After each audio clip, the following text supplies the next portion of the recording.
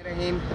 अल्लाह ताला का लाख लाख शुक्र है। आज मैंने एक डिसेबल पर्सन की उसकी जो डिसेबिलिटी थी और मैंने उसकी वो डिसेबिलिटी ख़त्म करके उसको अपने सहारे पे खड़ा किया है।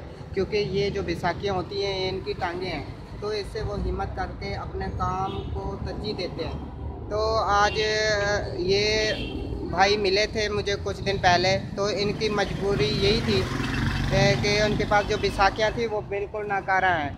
तो मैंने कोशिश करके हिम्मत करके लोगों के जो मेरे साथ तामुन करते हैं उनकी मदद से आज मैंने इस भाई के लिए न्यू बैसाखियाँ ली हैं और मैंने इनको ये बैसाखियाँ देने आया हूँ।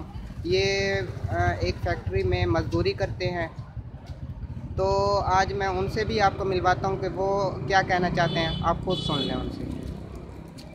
अस्सलाम वालेकुम। मुझे ना बैसाखियों की बहुत ज़रूरत थी और मैं मजदूरी करता हूँ। ये मेरी पुरानी बैसाखियाँ हैं तो इसलिए ज़्यादा चल नहीं पाता था इससे। तो अमजद भाई ने मुझे खरीद के दिए हैं अभी।